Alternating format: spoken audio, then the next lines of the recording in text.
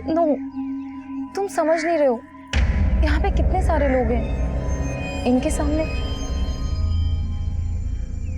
अरे कहाँ जा रहे हो? तुम पागल हो क्या? ये किसका बच्चा उठा लाए? इसमें किसी का बच्चा नहीं है। देख देख, खाली है। खाली है तो फिर हमारे किस काम का? वहाँ भी तो बेकार ही पड़ा था, कम से कम हमारे किसके तो काम आएगा।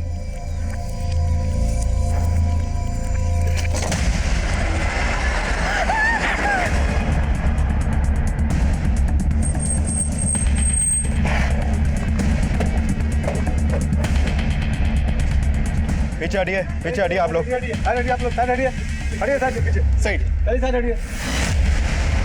सर हम झूठ नहीं बोल रहे, ये प्रेम वहाँ लवारिस पड़ा हुआ था। सोने सर, दोनों का फोन नंबर और एड्रेस लो। सर, लाश का सर गायब है और बॉडी को कई टुकड़ों में काटकर इन बच्चों के कपड़ों में भरा गया है और फ्रेम के निचले वाले हिस्से में डालकर बॉडी को यहाँ पे डंप किया गया। सर, बॉडी को यहाँ गार्डन में लाकर डंप किया गया, तो किसी ने तो देखा होगा। सर गार्डन और गार्डन के आसपास कहीं कोई सीसीटीवी नहीं है, लेकिन लोगों से पूछताछ चल रही है, शायद किसी ने कुछ फिटनेस किया हो। बॉडी को पोस्टमार्टम के लिए भेजिए। हो गया। नमस्कार, आदाब। मैं inspector Adil Khan, crime petrol Dastak में आपका स्वागत करता हूं। मैंने अपने करियर में कई मर्डर केसेस सॉल्व किए, लेकिन ये केस काफ़ी लिहाज से अलग था। लाश को ठिकाने लगाने के लिए कोई प्रेम का इस्तेमाल करे, ऐसा मैंने पहले कभी नहीं देखा था। और जो लाश हमें मिली थी वो मंजू शर्मा नाम की एक लड़की की थी। लाश को 22 टुकड़ों में काटा गया था और लाश का सर गायब था, लेकिन 3 महीने बाद भी हम उसकी पहचान पता नहीं कर पाए थे। अब ये केस बैकलॉग में चला गया, लेकिन 3 महीने बाद फिर से वही माहौल बना जिसने हम सबको हिला के रख दिया।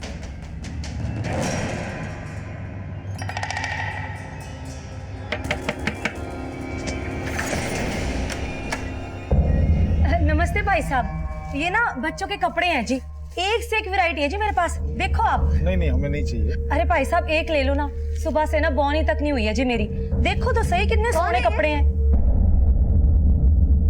ये बच्चों के कपड़े बेच रहे, देखो कुछ चाहिए था तुम्हें? ये ना मेरे पास बच्चों के कपड़े हैं जी, एक से एक वैरायटी है, देखो ये तो गुड़िया पे बहुत ही फबेगा जी, कितनी प्यारी बच्ची है। और प्राइस क्या है? अरे आप प्राइस की टेंशन ना लो जी, एक काम करो, आस पड़ोस वालों को भी बुला लो, ज्यादा लोग लेंगे ना तो दाम कम कर देना है मैंने।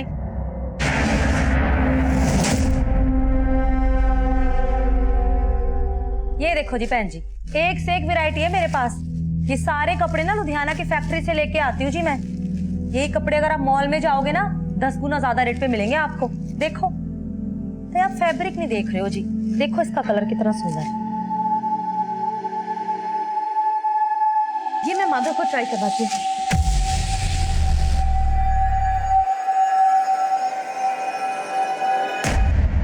बेटा मैं रोटी और ला रहा हूँ। अरे परमीला भाभी, आपने तो पूरा मार्केट लगा दिया आज। अरे बहन जी तुसी भी देखो ना कितने सोने सोने पीस है, ये देखो।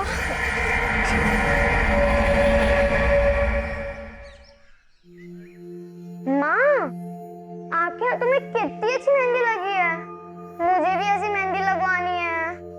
दीदी स्कूल में मेहंदी लगवाना अलाउड नहीं है, टीचर डांटेगी। समर वेकेशन आ रही है तो मैं मेहंदी तो लगवा ही सकती हूँ, क्यों मम्मी? बिल्कुल बेटा, चलो आप जल्दी करो। माधव जल्दी ही लेट हो रहे हैं स्कूल के लिए। चाबी ले ली तुमने? मैं भी ऑफिस जा रहा हूँ। हाँ ले ली, चलो जल्दी चलो, स्कूल के लिए लेट हो रहे। आओ जल्दी आओ, चलो माँ।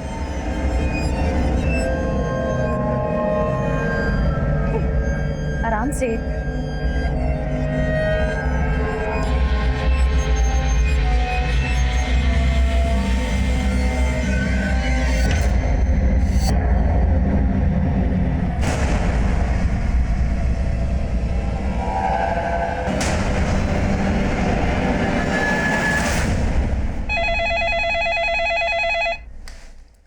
हेलो,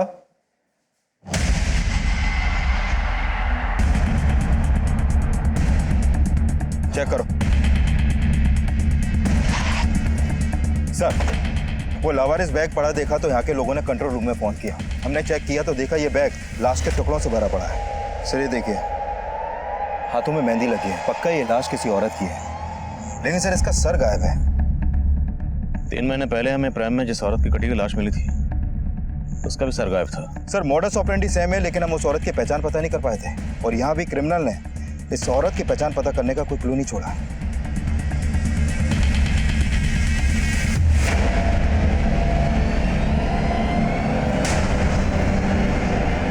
पापा पापा बोलो ना, मम्मी कब आएगी? आ जाएंगी बेटा, जल्दी आ जाएंगी।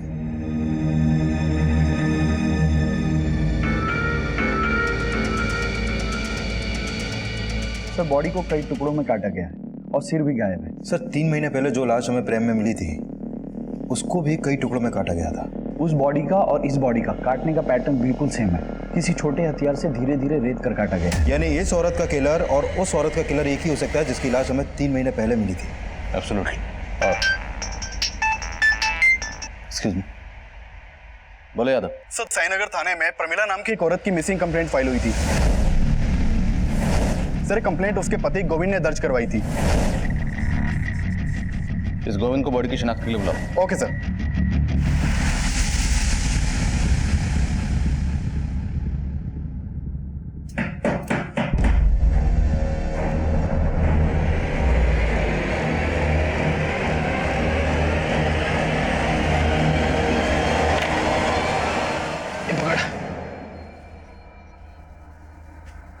लुधियाना से तो तू कल ही निकल गया था और तू अब घर आया है।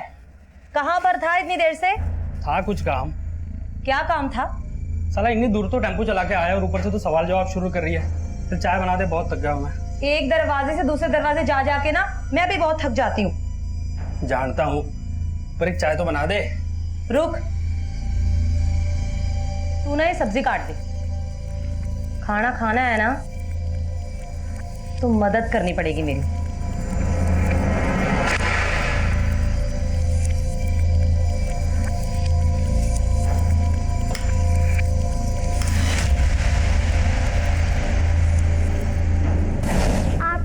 कितनी अच्छी मेहंदी लगी है, मुझे भी ऐसी मेहंदी लगवानी है।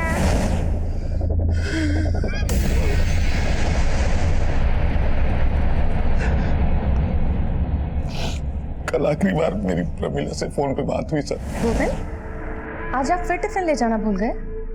हाँ जानता हूँ, डोंट वरी, कुछ खा लूंगा बाहर में। वैसे बनाया क्या तुमने?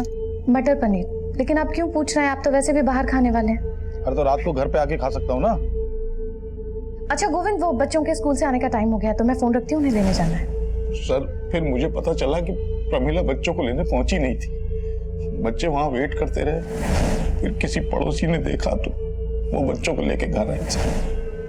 वो घर आए तो देखा कि वहां ताला लगा हुआ है। अंदर तो मम्मी दिख ही नहीं रही है आंटी। फोन की बेल तो जा रही है। आंटी फोन की आवाज तो अंदर से आ रही है। तो प्रमिला फोन अंदर रख के कहाँ चली गई? एक काम करते हैं, प्रमिला के हस्बैंड को फोन करके उसे इन्फॉर्म करते हैं। फिर मैं घर आया, कुछ समझ नहीं आ रहा था सर। प्रमिला अचानक से देखिए, जैसा आपने बताया कि आपकी पत्नी प्रमिला ने फोन करके आपको ये कहा कि वो बच्चों को स्कूल बस से पिक करने जा रही है, लेकिन अगर वो वहां नहीं गई तो और कहाँ जा सकती हैं? सर उसने फोन पे तो यही बोला था कि वो बच्चों को लेने जा रही, और वो अपना फोन घर पे क्यों छोड़ के गई? सर हो सकता है उसे लगा हो कि बच्चों को लेके वापस आना, तो छोड़ दिया।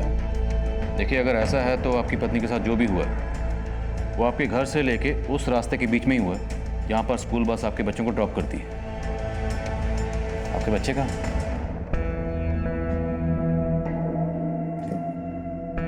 अरे आप लोग खाना क्यों नहीं खा रहे हो? देखो मम्मी आ जाएंगी। अगर यहाँ मन नहीं लग रहा तो हमारे घर चलो, बादल भी स्कूल से आ जाएगा, फिर खूब मस्ती करेंगे, खेलेंगे और खाना भी साथ में खाएंगे। चले? मुझे कुछ नहीं खाना आंटी। बेटा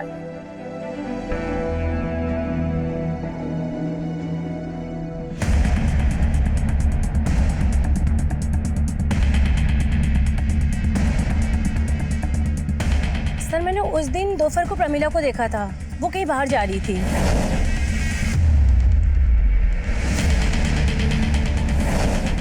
उस दिन प्रमिला को देख के आपको लगा कि वो कुछ अपसेट है या आपको कुछ अजीब लगा? नहीं सर, ऐसा कुछ भी नहीं लगा, क्योंकि वो हर रोज बस स्टॉप जाती थी बच्चों को लेने। बेटा अब बड़े हो ना, समझदार हो, भाई को समझाओ ना। मम्मी आ जाएगी जल्दी। पापा पापा मम्मी कहाँ है? मम्मी आएंगी बेटा, मम्मी आ जाएंगी। आप सर ये हमारी पड़ोसी। मैं मेघना। मैं विद्या। बेटा कौन से स्कूल में पढ़ते हो आप लोग? सर ये 3rd में है, ये 4th में। गोविंद जी, देखिए आपकी पत्नी की लाश यहाँ से 10 किलोमीटर दूर सिंधुजा में मिली। आपको किसी पर शक, किसी से कोई झगड़ा या दुश्मनी? नहीं सर, ऐसा तो कुछ समझ नहीं आ रहा। प्रमिला जी वर्किंग थी या हाउसवाइफ? सर थी तो हाउसवाइफ, लेकिन साथ साथ में शेरूल की मेंबरशिप ले रखी थी। शेरूल मतलब? शेरूल एंटरप्राइजेस। सर ब्यूटी प्रोडक्ट बनाते हैं ये लोग। तो प्रमिला आसपास पड़ोस में और रिलेशन में ये प्रोडक्ट बेचती थी।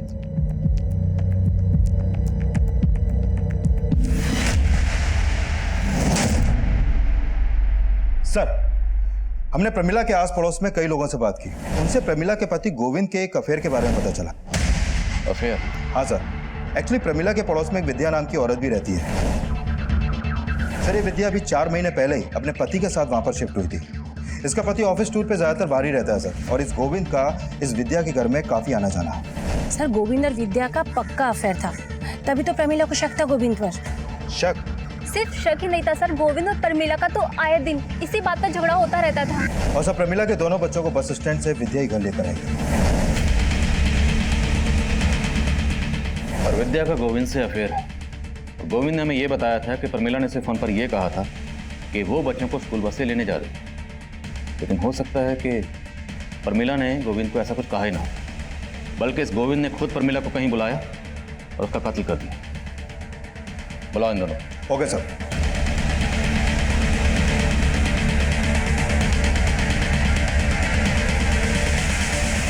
बेटा आंटी बोले कुछ खा नहीं रहे थे, कुछ खा लो ना।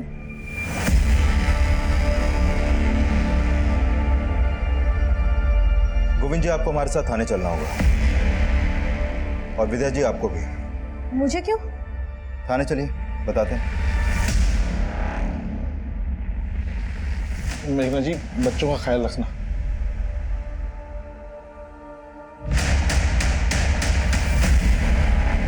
सर आप बेवजह हम पे शक कर रहे हैं सर। हम शक नहीं कर रहे, बल्कि हम तो मान रहे हैं कि तुम दोनों ने प्रमिला का मर्डर किया। नहीं सर, हम दोनों ने ऐसा कुछ नहीं किया है। अच्छा, इसके बच्चों को स्कूल बस से लेने तुम ही गई थी? हाँ सर। अब तुम बोलो, प्रमिला को कहाँ बुलाया और कहाँ उसका मर्डर किया? सर ये क्या कह रहे हैं आप सर? हम लोगों ने ऐसा कुछ नहीं किया सर। सर मैं अपने बच्चों की कसम खा के कह रहा हूँ, नहीं किया सर कुछ भी। सर मानते हैं हमारा रिश्ता गलत है, लेकिन प्रमिला के मर्डर से हमारा कोई लेना देना नहीं है सर। हाँ सर।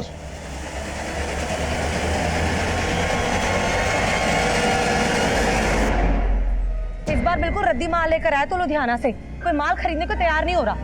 ऐसा करेगा ना तो धंधा चौपट हो जाना है अपना। हाँ घूर क्या रहा है, मारेगा मुझे?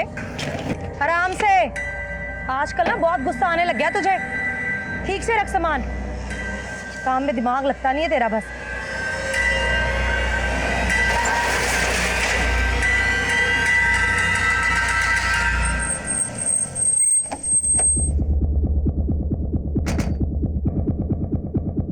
सर ये प्रमिला की पोस्टमार्टम रिपोर्ट।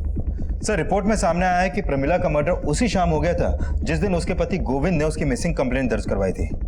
सर प्रमिला का भी उसके मर्डर से पहले रेप हुआ था। 3 महीने पहले हमें जिस औरत की लाश मिली उसका भी पहले रेप हुआ, फिर मर्डर हुआ। यस सर, काफी कुछ सिमिलर है। काफी कुछ सिमिलर है तो रेपिस्ट का डीएनए भी सिमिलर हो। डीएनए मैच करो। ओके सर जिस दौरान प्रमिला गायब हुई थी उस वक्त विद्या अपने घर पे नहीं थी और गोविंद भी अपने ऑफिस में नहीं था। इस विद्या और गोविंद की एक्टिविटी सस्पिशियस लग रही। मजिस्ट्रेट साहब से गोविंद की डीएनए लेने की परमिशन लो। Right sir. सर प्रमिला के कॉल रिकॉर्ड में एक नंबर सस्पिशियस मिला है। पिछले काफी समय से प्रमिला की शंकर नाम के एक आदमी से बातें होती थी।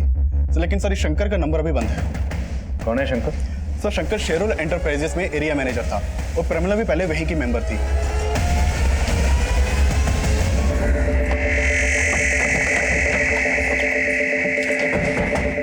यस सर, शंकर पहले हमारी कंपनी में था, उसी ने प्रमिला को हमारी कंपनी में इंट्रोड्यूस किया था, पर सर बाद में प्रमिला ने उसकी कंप्लेंट दी सर।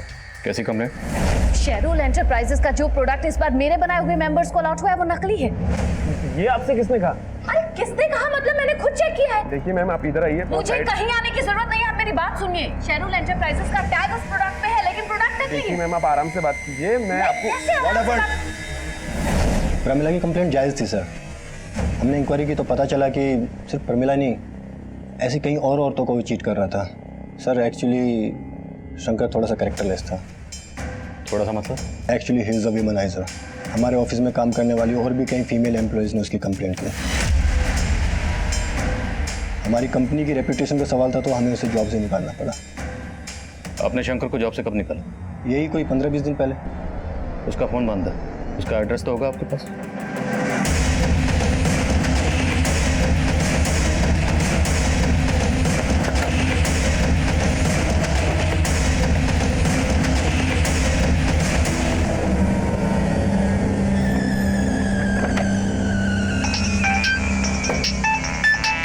हाँ विकास। सर शंकर के घर में ताला लगा, आसपास में पूछा लेकिन किसी को भी नहीं मालूम कि इस वक्त कहाँ है वो। अब गोविंद और विद्या के अलावा ये शंकर भी हमारा सस्पेक्ट है। इस शंकर के लिए लुकआउट नोटिस जारी करो। नमस्ते जी, मैं शंकर शिरू ब्यूटी प्रोडक्ट से। मैंने आपको कॉल किया था ना? जी जी, आइए प्लीज। Thank you.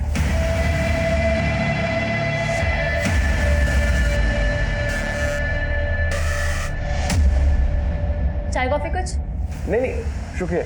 आप आइए ना, बैठिए। 2 मिनट में मैं आपको स्कीम समझा दूंगा। आइए। पहले ना आप मेरी स्कीम सुन लीजिए, और बस थोड़ी सी इन्वेस्टमेंट है और आप घर बैठे बहुत पैसे कमा सकती है। पर कैसे? बहुत ही सिंपल है मैम। जैसे ही आप हमारी कंपनी की मेंबरशिप लेंगी तो आपको एक ऐसी प्रोडक्ट किट दी जाएगी और आप अपनी ही तरह बाकी लोगों को भी ये प्रोडक्ट बेच के अच्छे पैसे कमा सकोगी। और हाँ मैम, हमारे कंपनी से आपको अच्छे बेनिफिट्स भी मिलेंगे और अच्छी मार्जिन भी मिलेगी।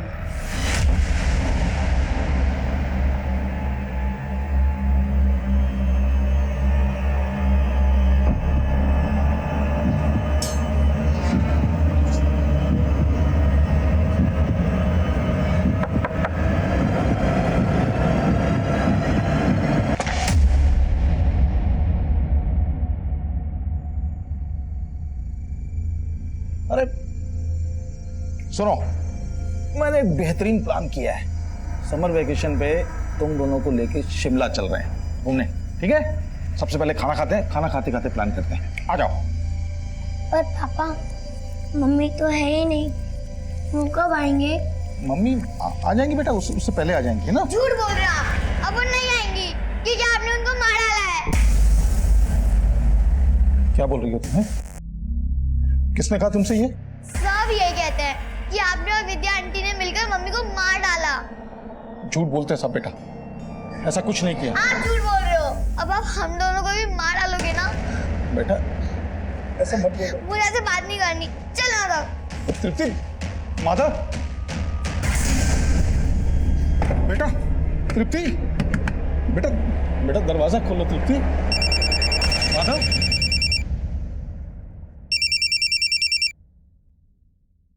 हेलो। हेलो गोविंद, तुषार बोल रहा था। मेघना माधव और तृप्ति के साथ है क्या? नहीं तो यहाँ तो नहीं है मेघना। पता नहीं कहाँ चली गई। उसकी शॉप भी बंद है, फोन भी नहीं लग रहा उसका। गोविंद, मैं बादल को थोड़ी देर तुम्हारे यहाँ छोड़ दूं क्या? मैं उसकी मम्मी को ढूंढ लूंगा जब तक। हाँ छोड़ दो।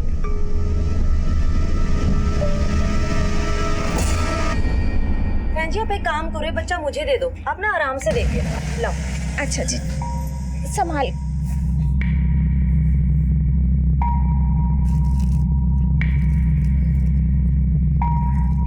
डिजाइन कुछ खास नहीं है, आपके पास कोई और कलेक्शन है? जी कलेक्शन तो बहुत है मेरे पास, लेकिन वो क्या है ना, जल्दबाजी में मैं लेके नहीं आ पाई। आप ना एक काम करो, आप ना मेरे गोदाम में आ जाओ, वहाँ ना आपको बहुत सारी वैरायटी देखने को मिलेगी जी। और बहन जी आपका गोडाउन कहाँ है? आप एक काम करो, पेन और पेपर ले आओ, मैं गोडाउन का एड्रेस लिख के दे देती हूँ आपको। अभी लाई। हाँ।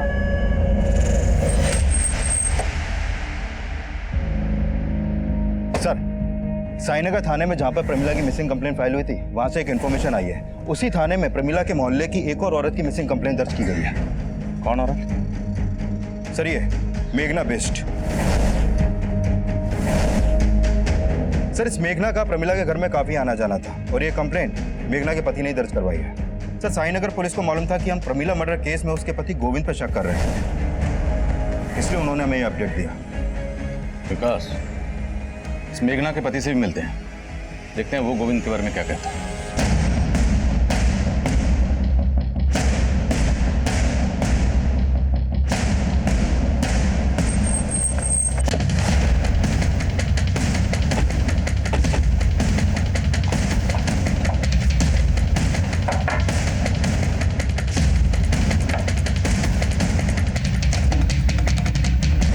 सर, साईनगर थाने की पुलिस भी मुझसे विद्या और गोविंद के बारे में पूछ रही थी, क्योंकि उनको डाउट था कि प्रमिला के मर्डर में उन दोनों का हाथ हो सकता है। लेकिन मेरी बीवी को लगता था कि प्रमिला के मर्डर में गोविंद और विद्या नहीं हो सकते। आपकी बीवी मेघना के गायब होने के पीछे किसका हाथ हो सकता है? सर, मुझे कुछ समझ में नहीं आ रहा। वो तो एक मामूली सी टेलरिंग शॉप चलाती थी, हमारी तो इतनी इनकम भी नहीं। ये शेरुल की ब्यूटी प्रोडक्ट्स आपके हैं? प्रमिला ने एक दिन अचानक मेघना को शेरुल ब्यूटी प्रोडक्ट की मेंबरशिप दिलवाई थी। मेघना मेंबर कब बनी? प्रमिला के मर्डर से कुछ दिन पहले ही प्रमिला ने उसे अपने बॉस से मिलवाया था। शंकर से? शायद, लेकिन फिर पता चला कि उनकी किट में सारे प्रोडक्ट फेक हैं। प्रमिला ने कहा था कि मेघना को अपने बॉस से सारे पैसे वापस दिलवा देगी, लेकिन प्रमिला हमें पैसे दिलवाती उससे पहले उसकी डेथ हो गई। मुझे लगा कि मेघना शंकर से मिलने उसके ऑफिस गई होगी, लेकिन मैंने जब वहां जाके पता किया तो पता चला कि शंकर को तो कुछ दिन पहले ही ऑफिस से निकाल दिया गया था और मेघना तो कभी ऑफिस गई नहीं थी। सर, हम मानते हैं कि प्रमिला के साथ मेघना को भी शंकर ने चीट किया होगा, पर सर मेघना यहाँ कभी नहीं आई। और सर, हम तो आपको पहले ही बता चुके हैं कि शंकर को हमने जॉब से निकाल दिया था। सर, पहले प्रमिला का मर्डर और अब मेघना गायब, और इन दोनों का कनेक्शन इस शेरुल एंटरप्राइजेस से ही जुड़ा हुआ है। सर, कहीं ऐसा तो नहीं कि प्रमिला की तरह इस मेघना को भी शंकर ने गायब किया हो? तो शंकर के घर पे ताला लगा हुआ है और उसका फोन बंद है। ये मेघना शंकर के टच में आई कैसे? मेघना की कॉल रिकॉर्ड निकलो, हो सकता है उसमें शंकर का कोई दूसरा नंबर। मंजू तब तक हमारे लिए एक अनजान लाश थी, और प्रमिला मर्डर केस का मंजू के केस से कोई ताल्लुक था या नहीं, ये तब हम श्योर नहीं थे। और प्रमिला मर्डर केस में हमें उसके हस्बैंड गोविंद का मोटिव नजर आ रहा था, और शंकर भी प्राइम सस्पेक्ट बन के सामने आया था। और अब मेघना मिसिंग केस भी मेघना मर्डर केस में तब्दील होने वाला था।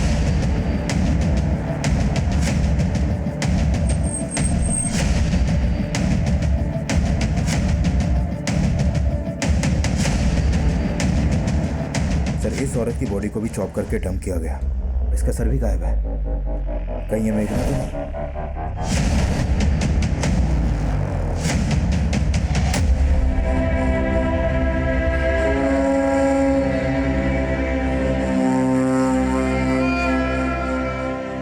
तीनों मर्डर्स में मॉडस ऑपरेंडी सेम है, तो कातिल भी सेम ही होगा। प्रमिला और मेघना के मर्डर्स में ये शंकर कॉमन, तो पूरे चांसेस हैं कि जिस औरत की लाश हमें 3 महीने पहले भी इस प्राइम में मिली थी, उसका कातिल भी यही शंकर होगा। सर, शंकर का नेटिव एड्रेस कानपुर का है, वहाँ इसके पेरेंट्स रहते हैं, लेकिन ये काफी टाइम से कानपुर गए नहीं। लेकिन कानपुर पुलिस की इसके पेरेंट्स पे नजर है। इस शंकर का मिलना बहुत जरूरी है, इससे पहले कि किसी और औरत को अपना टारगेट बनाए। We have to catch him. Right sir. तुम बहुत मजाकिया हो। वैसे मुझे तुम्हारी स्कीम पसंद है। और मैं? क्या? अरे मजाक कर रहा था यार। वैसे अब तुम घर बैठे लाखों कमा सकती हो, क्योंकि अब तुम हमारी स्पेशल मेंबर भी बन गई हो, और स्पेशल मेंबर के लिए स्पेशल गिफ्ट। गिफ्ट? मेरे लिए?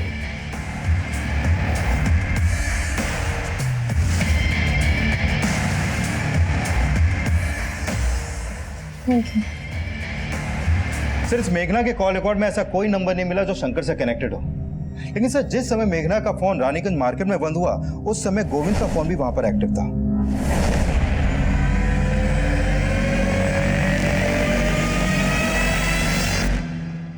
दीदी, पापा झूठ नहीं बोल रहे, वो हमसे बहुत प्यार करते हैं, और अब बिना वजह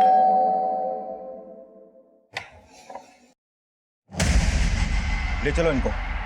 लेकिन मेरी बात सुनिए सर। चलिए चलिए। पापा देखिए मेरी बात। पापा पापा अंकल अंकल कहाँ ले जा रहे हो मेरे पापा को? पापा पापा झूठे हैं। पापा नहीं मम्मी को मारा है। अरे मैं कुछ नहीं किया यार, आप लोग बार बार पकड़ लेते हो सर। समझते क्यों नहीं आप लोग? पहले तू हमें समझा। प्रमिला को तुमने मारा विद्या के लिए, लेकिन मेघना को मारने के पीछे तेरा मोटिव क्या था? सर मैं बार बार कह रहा हूँ, न मैंने मेघना को मारा न प्रमिला को मारा। सर आप कैसी बात कर रहे हैं? जिस दिन मेघना का फोन रानीगंज में स्विच ऑफ हुआ उस दिन तेरा फोन वहीं एक्टिव था। अब ये महज इत्तेफाक तो नहीं हो सकता? सर मैं रानीगंज मार्केट गया था, लेकिन मैंने रानीगंज मार्केट क्यों गया था? सर मुझे मेघना पे शक था, इसलिए मैंने सोचा कि कहानी मत सुना। मैं सच कह रहा हूँ सर।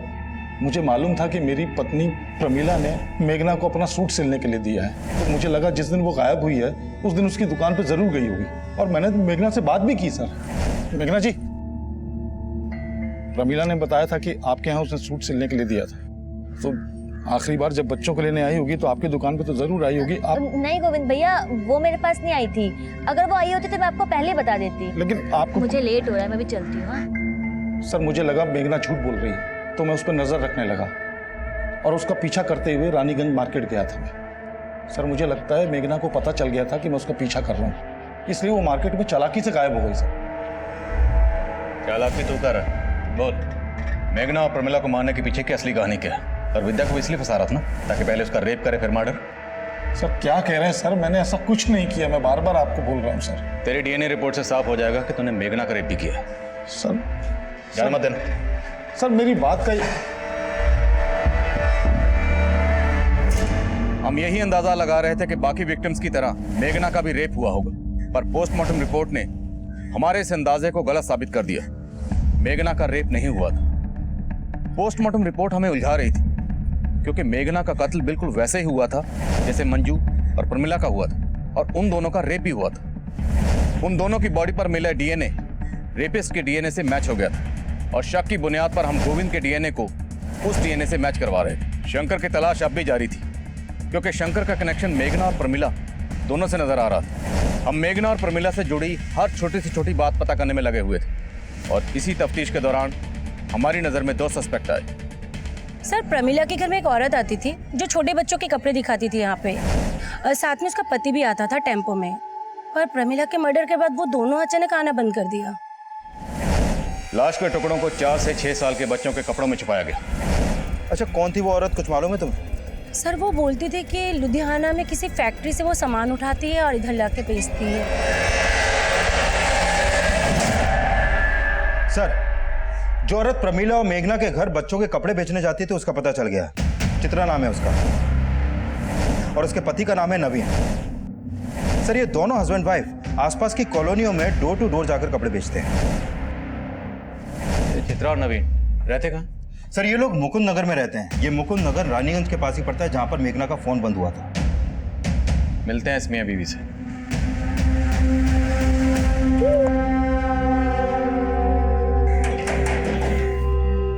जी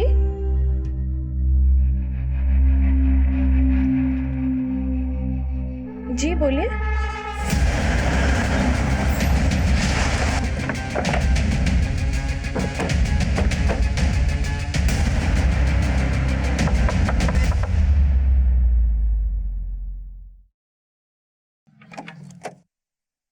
चित्रा जी चेक करो सब्जेक्ट। अरे कोई भी गाना छोड़ना है ये सब आप कोई ना क्या कोई कर रहे जरूर मिलेगा। चेक कर। हैं? अरे मेरे घर में इस तरीके से छानबीन क्यों कर रहे हैं सर? अभी पता चलेगा। सुना तो डोर टू डोर जाकर डिलीवरी नहीं करती, कस्टमर को अपने डोर तक भी बुलाती। कितनी औरतों को बुलाया अभी तक? सर ये आप क्या कह रहे हैं, मुझे कुछ समझ में नहीं आ रहा है। सब समझ में आ जाएगा। ये कपड़े तूने बेचे हैं ना? नहीं सर, ये कपड़े मैंने किसी को नहीं बेचे जी। अच्छा, तब तो तू इस आदमी को भी नहीं जानती होगी। नहीं सर, मैं इस आदमी को भी नहीं जानती। तेरा पति कहाँ है? जी वो तो लुधियाना गया हुआ है। झूठ बोलती है? मैडम जी मैं झूठ नहीं बोल रही हूँ, सच बोल रही तेरे हूँ। पति का फोन नंबर और टेम्पो का नंबर बोल। ठीक है सर जी। सर चित्रा के पति नवीन का नंबर अभी रानीगंज में एक्टिव है, और उसकी बीवी बोली थी वो लुधियाना गया। उसके फोन की एग्जैक्ट लोकेशन ट्रैक करने के लिए कहो और बोलो तुरंत मेरे फोन पे भेजें। सर।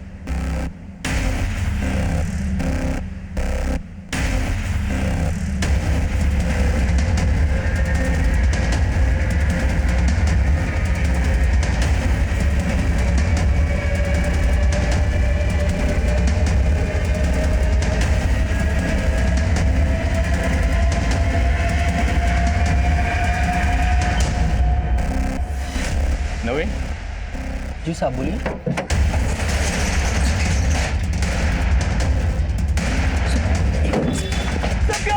साहब बोलिए साहब। सर देखिए, ये देखिए सर।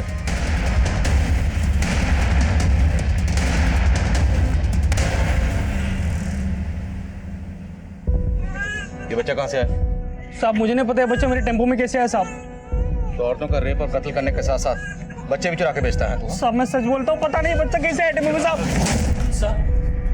साहब यकीन मानिए मैंने कुछ नहीं किया साहब। तू जो करता तेरी बीवी भी जानती है ना? सीधा सीधा बोल वरना उधेड़ के रख देंगे। साहब मैं लुधियाना जा रहा था, वो रानीगंज मार्केट से गारमेंट वाले का पेमेंट उठाना था, इसलिए मैं वहां रुक गया। आप चाहे तो पता कर सकते हैं। ये ऐसे नहीं मानेगा, उधेड़ो ऐसे बोल। साहब मैंने कुछ नहीं किया साहब। साहब मैंने कुछ नहीं किया। साहब मैंने कुछ नहीं किया। साहब सर, इस नवीन को बहुत तोड़ा, लेकिन वो किसी भी मर्डर में अपना हाथ होने से इनकार कर रहा है। और मैंने कंफर्म किया कि वो आज वाकई में रानीगंज के गारमेंट शॉप से अपना पेमेंट लेने गया था। मुझे सर नवीन की बीवी चित्रा ने उस बच्चे को आइडेंटिफाई किया है जो उनके टेम्पो में मिला था। उसने बताया कि वो बच्चा उसकी एक कस्टमर अनुषा का है। लेकिन सर चित्रा इस बात से खुद हैरान है कि बच्चा उसके पति नवीन के टेम्पो में कैसे पहुंचा। अनुषा, पता करो ये अनुषा कहाँ रहती? सर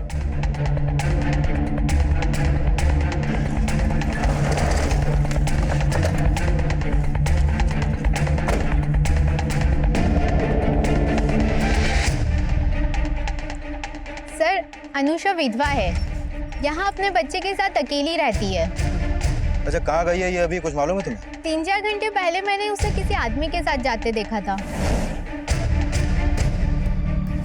कौन था वो आदमी, जानती हो उसे? चेहरा तो याद नहीं, पर उसे देखकर लग नहीं रहा था कि उसे कोई जबरदस्ती ले जा रहा है। वो खुद उस आदमी के साथ गई थी। अच्छा, इस अनुषा का नंबर है तुम्हारे पास?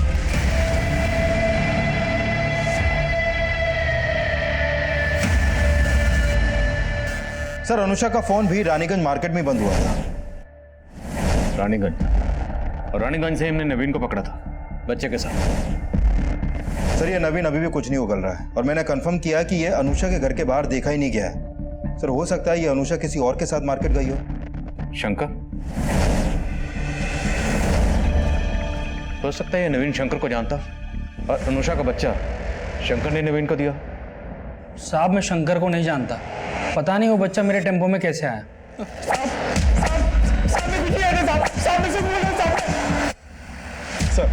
सर शंकर के पेरेंट्स का नंबर हमारी सर्वेलेंस पे था। सर शंकर के पेरेंट्स के नंबर पे इस नंबर से फोन आया था।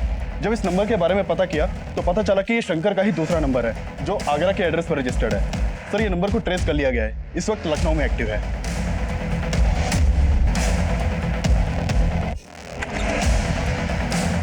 शंकर कहाँ? क्या बात है सर? चेक करो। बात क्या है? अंदर चेक करो, सब जगह चेक करो। क्या कर रहे हैं ये?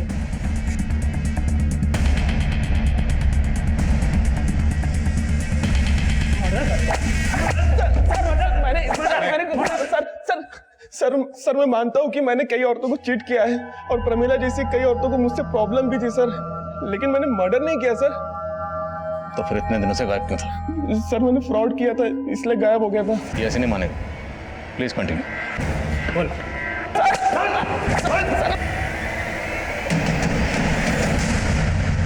तृप्ति बेटा, चुपचाप क्यों बैठी हो? पापा ने आज तुम्हारे लिए सरप्राइज प्लान किया है। तुम चाहती थी ना कि तुम भी मम्मी की तरह मेहंदी लगाओ। देखो क्या लाया हूं तुम्हारे लिए, ये देखो। और इतनी प्रैक्टिस की है तुम्हारे लिए कि अब तुम्हें भी मम्मी की तरह बिल्कुल राज। पापा, दीदी आप पर ट्रस्ट नहीं करती, मैं करता हूँ ना। आप मुझे मेहंदी लगा दो। मेहंदी लगाने के बाद पापा मम्मी की तरह तेरी भी हाथ काट देंगे। तृप्ति, दरवाजा खोलो। तृप्ति।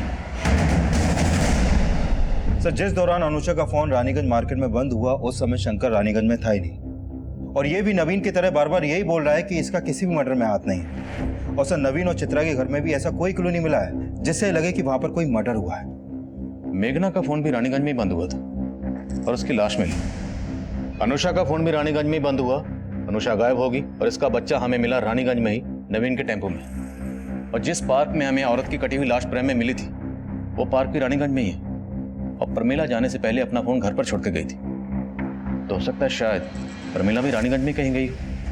मतलब रानीगंज में ऐसा कोई ठिकाना है जहां पर्पसली इन औरतों को पहले बुलाया जाता है, फिर रेप किया जाता है और उसके बाद उनका मर्डर। पर सर रानीगंज काफी बड़ा एरिया है, वो कहाँ जाती थी ये पता करना आसान नहीं होगा। पर पता करना तो है ना। रानीगंज में जहां जहां सीसीटीवी है सब जगह की सीसीटीवी फुटेज निकालो, उसे खंगालो, खासकर उस वक्त की जब हमें इस औरत की कटी हुई लाश वहां मिली थी। हो सकता है इससे हमें इस औरत की पहचान मिले और हम कातिल तक पहुंच जाए। हम अब भी ऐसी कई कोशिशें कर रहे थे जिनको अंजाम तक पहुंचाना आसान नहीं था, लेकिन इन कोशिशों के कुछ नतीजे हमारी टीम का हौसला बढ़ा रहे थे। सर आपका अंदाजा बिल्कुल सही था। प्रमिला की हत्या वाले दिन वो रानीगंज मार्केट के एक सीसीटीवी में कैप्चर हुई थी और मेघना उसी मार्केट के दूसरे सीसीटीवी में। ये देखिए सर। लेकिन इसके बाद ये लोग कहाँ गए होंगे इसका पता नहीं चल पाया। रानीगंज में उस क्राइम सीन तक पहुंचने के लिए अभी हमें और हाथ पैर मारने थे, और जब हमने रानीगंज का 3 महीने पुराना डंप डाटा स्टडी किया तो हमें उस मंजू की पहचान भी मिल गई जिसका कत्ल 3 महीने पहले हुआ था। सर हमने रानीगंज मार्केट का 3 महीने पहले का डंप डेटा स्टडी किया। उसमें 5 नंबर ऐसे मिले जो अभी बंद है, जिसमें से 4 नंबर मेल के नाम पे रजिस्टर्ड है और 1 नंबर इस मंजू शर्मा के नाम पे रजिस्टर्ड है। सर इस मंजू की उम्र लगभग 26 साल की है और जिस औरत की लाश हमें 3 महीने पहले मिली थी उसकी उम्र भी 25 से 28 साल के बीच की थी। और ये नंबर तो मथुरा के एड्रेस पर रजिस्टर्ड है। राइट सर, लेकिन इस मंजू का लखनऊ में भी आना जाना था और सर मेघना के कॉल रिकॉर्ड में भी मंजू का नंबर मिला है। मेघना तुषार की बीवी? हाँ सर, और ये भी पता चला है कि तुषार ने एक गोडाउन रेंट पे ले रखा है जो रानीगंज में है। ये वहाँ का एड्रेस है सर।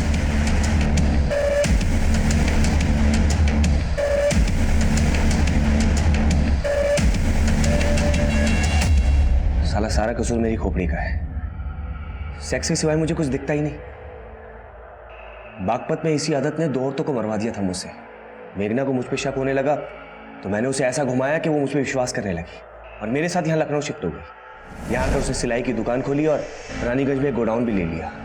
मंजू मेघना की कजन थी और जब मंजू यहाँ से मथुरा वापस लौट रही थी तो वो मेरा पहला टारगेट बन। आओ बैठो, मैं छोड़ दूँ। मुझे सिर्फ 2 मिनट का काम है, फिर मैं तुम्हें बस स्टॉप पे छोड़ दूंगा। ठीक है। एक काम करो ना, तुम भी अंदर ही आ जाओ। उस दिन मैं पार्क के पीछे वाले तालाब में मंजू की लाश को फेंकने जा रहा था, लेकिन पार्क में एंटी रोमियो स्क्वाड का छापा पड़ा था, इसीलिए मैं डर के प्रेम पार्क में छोड़ के चला गया था। तो फिर मंजू के बाद प्रमिला? तुषार भैया मेघना? प्रमिला, मेघना तो रानीगंज गई है। रानीगंज? रानीगंज में हमारा एक गोडाउन है, तुम्हारा सूट भी शायद वहीं सिल के रखा हो। मैं आपको एड्रेस दे देता हूँ।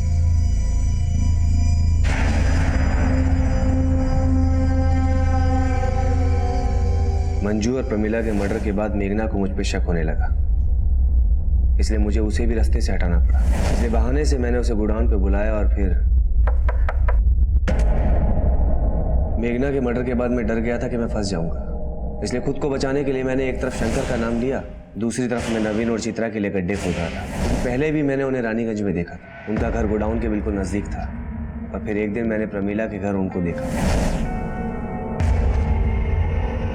मैं अगला टारगेट अनुषा को बनाने वाला था और फिर उसके घर के बाहर भी नवीन और चित्रा को देखा। मैंने सोचा कि अगर मैं अनुषा के साथ कुछ भी करता हूँ तो नवीन और चित्रा को फंसा के खुद को बचा सकता हूँ, इसीलिए पूरी प्लानिंग के साथ मैं अनुषा के घर पहुंचा। जी बोलिए। आप चित्रा के गोडाउन में कपड़े देखने के लिए आने वाले थे ना?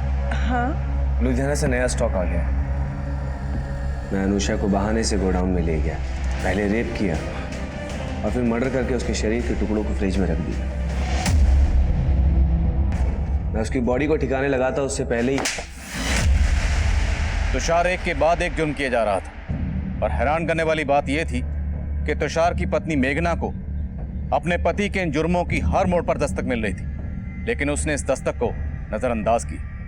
उसकी कजन मंजू पिछले 3 महीने से गायब थी और उसे यह भी अंदाजा था कि हो सकता है मंजू का कत्ल उसके पति तुषार ने किया, लेकिन फिर भी उसने इस बारे में पुलिस को कुछ नहीं कहा, जिसका नतीजा ये निकला कि मंजू और प्रमिला के कत्ल के बाद तुषार का वो घिनौना राज मेघना के कत्ल की दस्तक बन गया। अनुषा ने एक अजनबी की बात पे भरोसा किया, वो उस जुर्म की दस्तक को महसूस ही नहीं कर पाई और नतीजा ये हुआ कि उसका बच्चा अनाथ हो गया। कोई भी जुर्म होने से पहले दस्तक जरूर देता है। इस दस्तक को सुनिए और किसी भी जुर्म को होने से पहले उसे रोकिए। अब मैं आदिल खान आपसे इजाजत लेता हूँ। आपसे फिर मुलाकात होगी एक नए केस के साथ। तब तक देखते रहिए क्राइम पेट्रोल दस्तक। मकसद बताना नहीं, बचाना है।